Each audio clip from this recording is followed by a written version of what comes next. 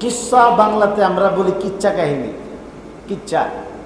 এই কিচ্ছা যে, এই কিচ্ছাটা ডাইরেক্ট আরবি শব্দ, একদম সহি আরবি শব্দ, কিচ্ছা। তো কিচ্ছার বহু বচন যদি হয় কিসাস, এর মানে এখানে কিচ্ছা কাহিনী, মানে বহু কিচ্ছা কাহিনী। তাহলে এই সূরাটাকে সূরাতুল কাসাস বা কিচ্ছা কাহিনী কেন বলা হলো? যে আল্লাহ তাআলা এই সূরার মধ্যে একাধিক কওম, একাধিক নবীর জীবনী এই সূরার মধ্যে আলোকপাত করেছে। এই জন্যে শুধু একটা কিচ্ছার সূরা না বলে বলছেন বহু কিচ্ছা কাহিনীর সূরা। আল্লাহ কোরআন শরীফের মধ্যে নবী রাসূলদের কিচ্ছা কাহিনীও বর্ণনা করেছে। এই সূরার আরেকটা নাম হলো সূরাতুল মুসা। এটা কোরআন শরীফের যে সূরাগুলি শুরুতে যে নাম, যে নেম প্লেট যা আছে, শিরোনাম, সেখানের মধ্যে এটা নাই। তাফসীরের কিতাবে লেখছে যে এই সূরার আরেকটা নাম হলো সূরাতুল মুসা, মানে মুসা আলাইহিস সালামের সূরা। কেন? এই সূরার একটা বিরাট অংশ জুড়ে আল্লাহ তাআলা মুসা আলাইহিস সালামের কাহিনী আলোচনা করেছেন এবং হযরত মুসা আলাইহিস সালামের ইতিবৃত্ত দিয়েই এই সূরাও শুরু করছে।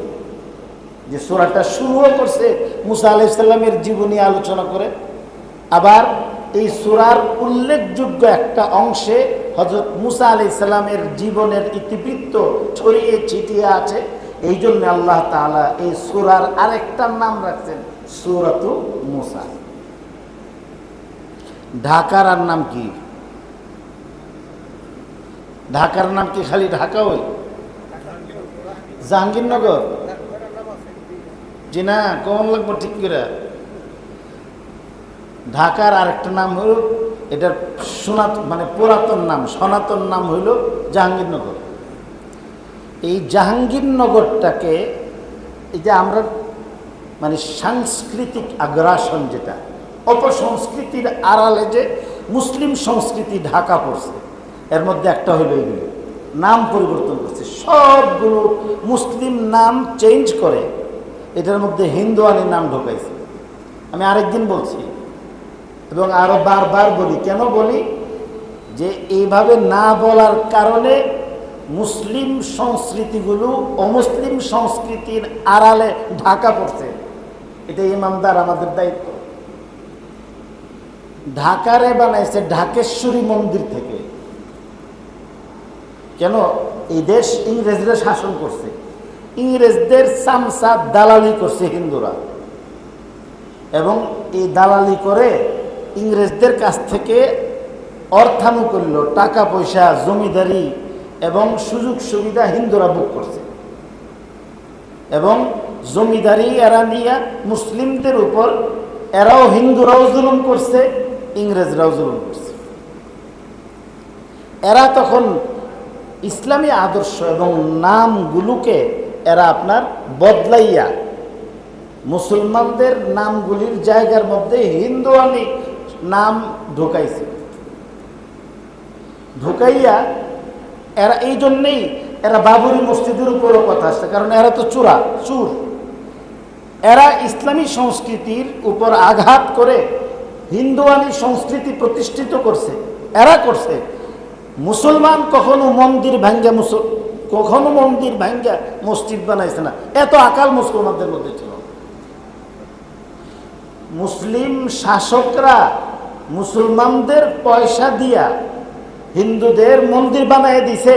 হিন্দুদের মন্দির ভাঙ্গা কোন মুসলিম শাসক মসজিদ বানাইছে না, কেউ বানাইছে না। এটা এই যে বাবরি মসজিদ 1991 সাল পর্যন্ত সেখানে আপনার জমাতে নামাজ হয়েছে বাবরি মসজিদে, এবং এই 91 সালের কোনো একদিন আসরের নামাজে, যেমন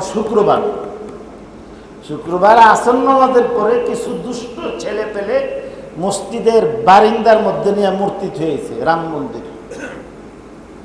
এরপরে আস্তে আস্তে কিছুদিন যাওয়ার পরে এরা মুসলমানদের সঙ্গে ক্লেশ সৃষ্টি করে মসজিদের বারিন্দার মধ্যে পূজা শুরু করছে। এরপরে এটা নিয়ে একটা গন্ডগোল লাগাইয়া মসজিদের মধ্যে নামাজ আর বারিন্দার মধ্যে পূজা দুইটা বন্ধ করছে, 144 জারি করেছে, করাইয়া এরপরে এটারে আপনার ঘেরাওয়ের মধ্যে আনছে, আইনা তারপরে এই যে মোদি সরকার এর আগে যারা ছিল সবগুলি এরা সম্মিলিতভাবে বিচার ব্যবস্থাটাকে এরা অন্যায়ভাবে সমস্ত ঐতিহাসিক দলিল দস্তাবিজকে ডিঙ্গাইয়া সারা পৃথিবীর দলিল প্রমাণকে উপেক্ষা করে জবরদস্তি করে মুসলমানদের উপর জুলুম করে এটাকে রাম মন্দির নামে তার জন্মস্থান বলে এটাকে ডিক্লার দিয়ে এই মসজিদটাকে শহীদ করছে। রামের কোনো অস্তিত্বই নাই, এটা একটা কিচ্ছা,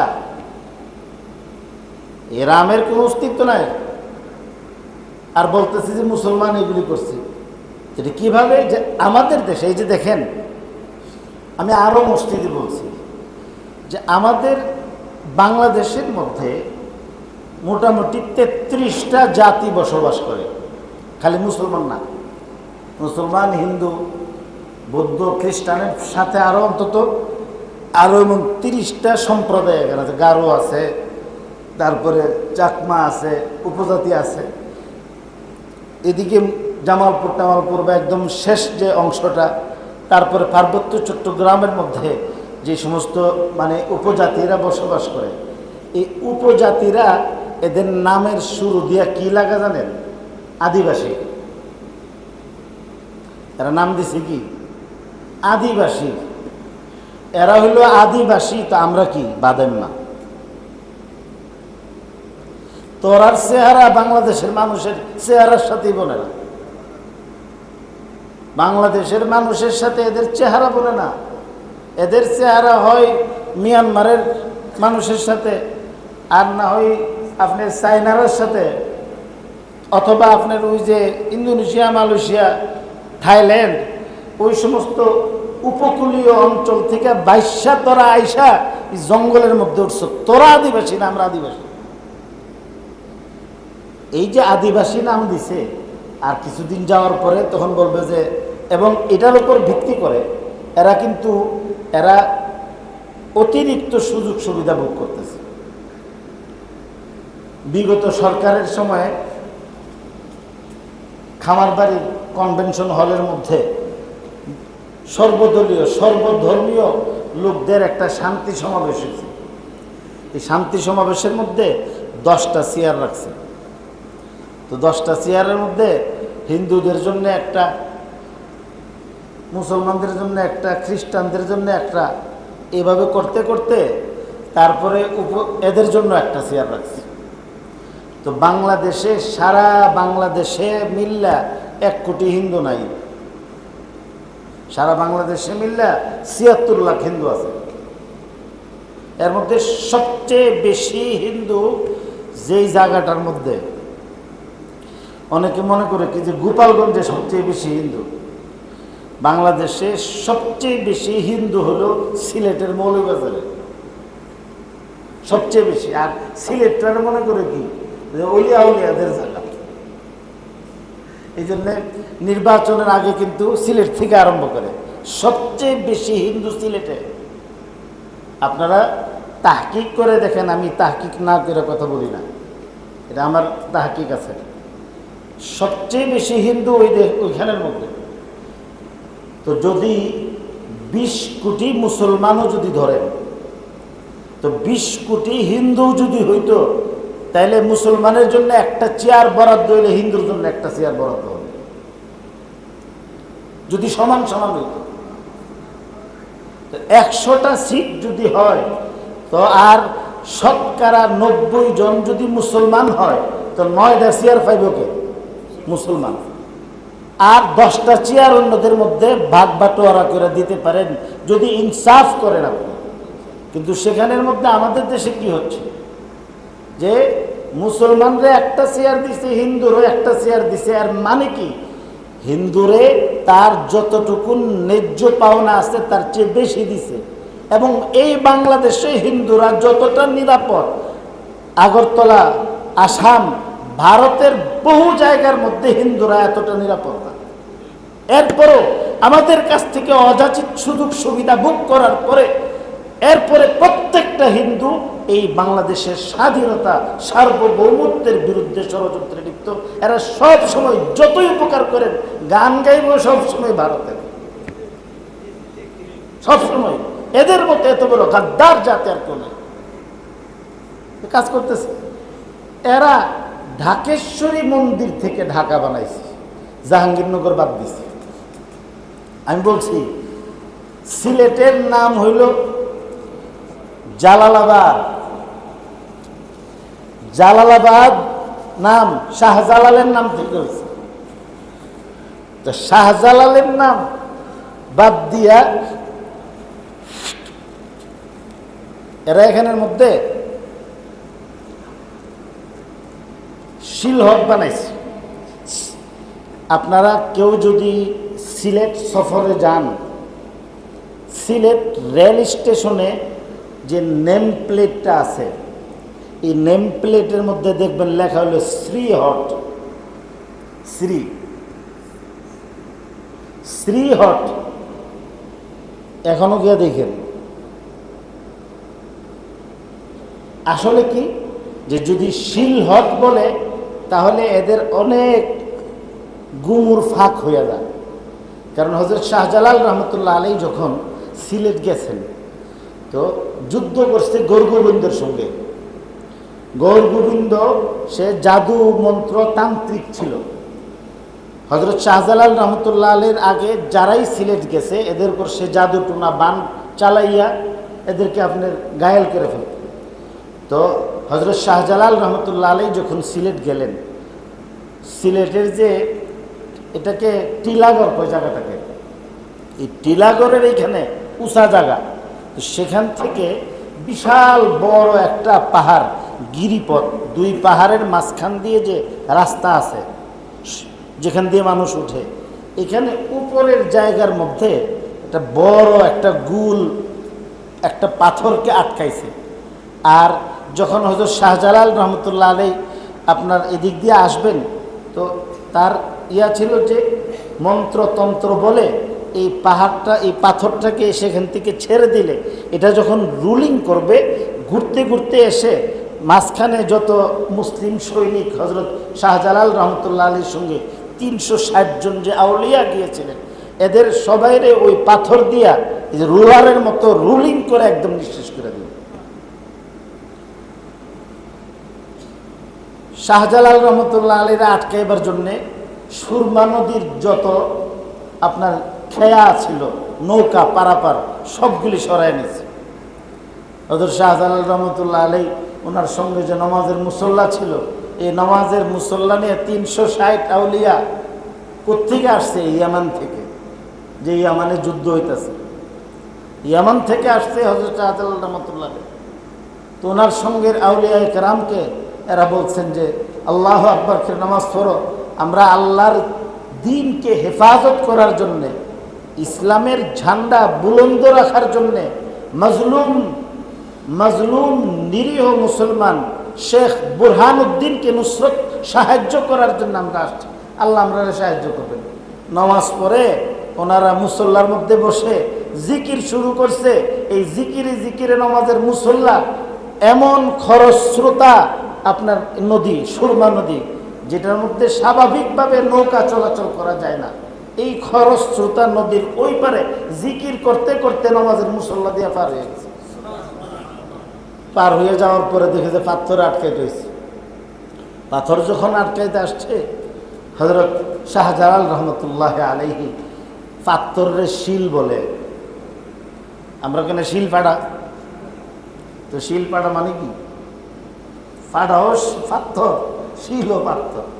তো হযরত শাহজালাল রহমতুল্লাহ আলাইহি বলছিলেন যে শিলহট মানে শিল মানে পাথর, হট সর এখান থেকে।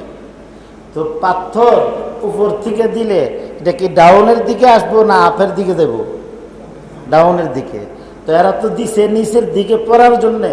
হযরত শাহজালাল রহমতুল্লাহ আলাইহি যখন আল্লাহর নাম নিয়ে পাথরকে ধমক দিছেন, ধমক দেওয়ার পরে এই পাথরটা নিচের দিকে না আইসা ঘুরে উপরের দিকে চলে গেছে।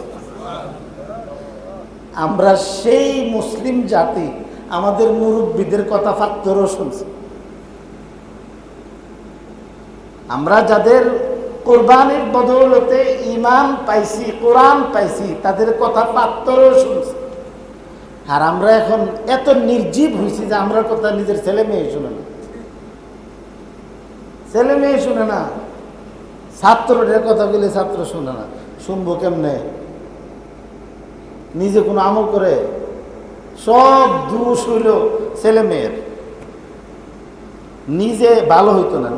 ছেলে মেয়েদেরকে মানুষ করবার সবচেয়ে বড় উপায় হইল নিজে ভালো হয়ে যাওয়া। ছাত্রদেরকে হক্কানি আলেম বানাইবার জন্য, বুজুর্গ বানাইবার জন্য সবচেয়ে বড় তরিকা হইল আগে নিজে বুজুর্গ হওয়া।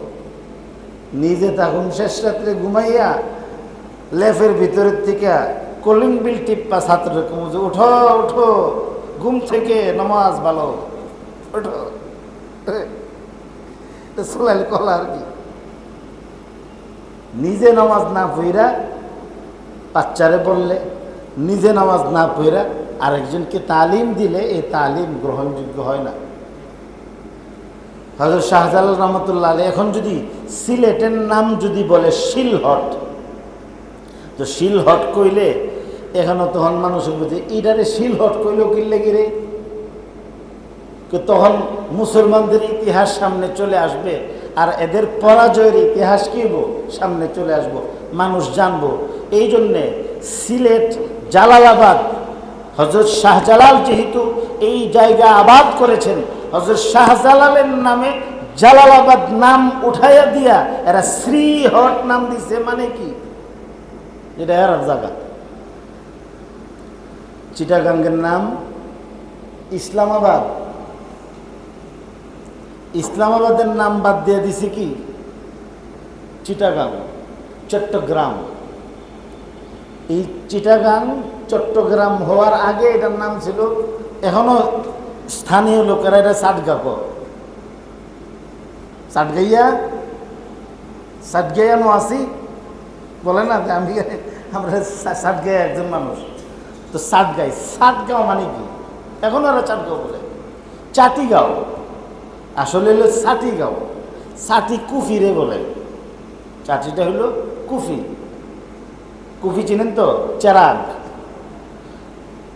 তো শাহ আমানত শাহর কথা বলা হয় যে উনি এসে জিন্নাতের কাছ থেকে, এটা জিন্নাতের এখনও চিটাগাঙ্গের মধ্যে আপনার গাছগাছালি বেশি, জিন ফিতনের প্রভাব বেশি, এটা পুরাটা জিন্নাতের আচ্ছন্ন ছিল।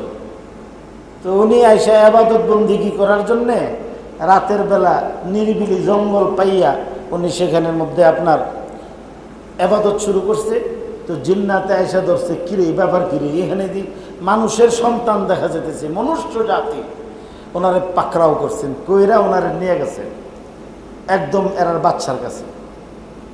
বাদশাহ জিজ্ঞাসা করলেন যে আমার এই রাজত্বের মধ্যে কার পারমিশনে তুমি এখানে প্রবেশ করেছো? উনি বললেন যে বিশাল আপনার এই রাজত্ব, আমার মতে একজন সাধারণ মানুষ যদি একটা কোণার মধ্যে একটু জায়গার মধ্যে বসে আল্লাহর নাম নেয়, তো আপনার কি ক্ষতিটা হইব? আমার একটু জায়গা দিলে, কথা তো ঠিক কথাই, আল্লাহর নাম নিবা। আর একটা মানুষ আমরা এই বিশাল জিন সম্প্রদায়ের মধ্যে সে কি আর করতে পারবে? আচ্ছা ঠিক আছে, কতটুকুন জায়গা লাগবো? আমি একটা ছোট্ট চেরাগ জ্বালামো, সাটি জ্বালামো, একটা ছোট্ট বাতি জ্বালাইলে এই বাতিটার আলো যতটুকুন যাইবে এতটুকু জায়গা আমাকে দিলেই চলবে। ঠিক আছে, নিয়ে নাও। কিন্তু এটা তিনি তো সাধারণ ব্যক্তি ছিলেন না। আফামান শারাহাল্লাহু সাদরাহু লিল ইসলামি ফাহুয়া আলা নূরিম মির রাব্বিক। আল্লাহ যার অন্তরটাকে ইসলাম গ্রহণ করার জন্য প্রশস্ত করে দিছে, সেই ব্যক্তি তার রবের পক্ষ থেকে কুদরতি একটা আলো অধিকারী হয়ে আলো লাভ করে। এটা সাধারণ আলো না। ফাহুয়া আলা নূরিম মির রাব্বিহি, আল্লাহর পক্ষ থেকে প্রেরিত একটা কুদরতি আলো তিনি লাভ করেন। 2 রাকাত নামাজ পড়ছে, নামাজ পড়া এইভাবে হাত তুললা মোনাজাত করছেন, ফু দিছেন। এইভাবে ফু দেওয়ার পরে ওনার এই কনিষ্ঠ আঙ্গুলি 2 আঙ্গুল থেকে একটা মোমবাতির মতো একটা আলো বের হয়েছে। এই আলোটাই ছড়তে ছড়তে এক সময় পুরা চট্টগ্রাম শহরটাকে গ্রাস করে ফেলছে। ওইটার থেকে সাটিগাঁও হয়েছে। এটারে সাটিগাঁও যদি কয় তো মুসলমানদের ইতিহাস সামনে চলে আসবে। ইসলামাবাদ যদি বলা হয় মুসলমানদের ইতিহাস সামনে চলে আসবে। এই জন্য চট্টগ্রাম নাম দিছে। চট্টগ্রাম নাম দিছে এমনি ভাবে। আরেকদিন বলছি নারায়ণগঞ্জ, নারায়ণ নারায়ণ নারায়ণ নারায়ণ, দেখেন না হিন্দুরা করে দে বেসখা না। এদের ইয়ার মধ্যে গেলে এটা গেলাম এরার একটা সুর, নারায়ণ নারায়ণ বেশ খাইতেছে। তো এই নারায়ণ নারায়ণ যে এর তো এরার মাবুদের নাম। আরবিতে নাহরুন বলা হয় নদীরে। তো দ্বিবচন যখন হয় তখন এটা নাহরান নাহরাইন, দুই নদী। নাহরাইনগঞ্জ মানে এখানে দুইটা নদীর সংযোগ স্থল, বুড়িগঙ্গা আর শীতলক্ষা।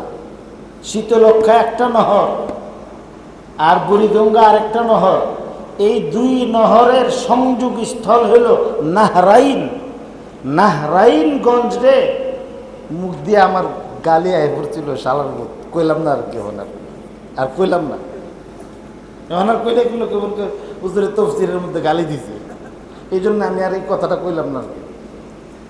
যে এই নাহরাইনগঞ্জ রে এরা বানাইছে কি নারায়ণগঞ্জ। একবার কইছিল অফিসের স্যারের যন্ত্রণায় অধীনস্থরা কাজ করতে পারে না। যারা অধীনস্থ ছোটোখাটো চাকরি করে এরা তো স্যারের সঙ্গে টেক্কা দেওয়া পারতো না। সেই জন্যে কারণ স্যারের যন্ত্রণা সহ্য করতো না, ফের স্যারের গালি দিব কেমনে। তো পরে বলে কেছে স্যার কি স্যার কি আপনি রয়েছেন আমরা মা বাপ, আমরা হইলাম কুত্তার বাচ্চা। আপনারা আমার মা বাপ, আমরা হইলাম কি কুত্তার বাচ্চা। স্যাররা আর গালি দিব কেমনে? ডাইরেক্ট যদি ওই কথাটা বইলে ফেলে তাহলে তো স্যারে আর চাকরি নষ্ট করে দিব। এই জন্য আগে কিছু কিছু আপনি হয়েছেন আমরা মা বাপ, আমরা হইলাম হিরার বাচ্চা। এদেরকে তো এইভাবে গালি দেওয়া মানে আয়া পড়ে। নাহরাইন কত পবিত্র নাম। এই নাহরাইনগঞ্জ রে বানাইছে কি নারায়ণগঞ্জ। কেন? যে মুসলমান সব সময় সুন্দর নাম রাখে। ছেলেদের নাম ইসমাইল, ইব্রাহিম, ইয়াকুব, ইসহাক, আব্দুল্লাহ, আব্দুর রহমান, আব্দুল সত্তার, এইভাবে সুন্দর সুন্দর নাম রাখছে। আর বিকাশ, নগর, অমুক তমুক এইসব নাম রাখছে কেটা? এরা বিপ্লব এমন ধরনের নাম হিন্দুরাই রাখছে।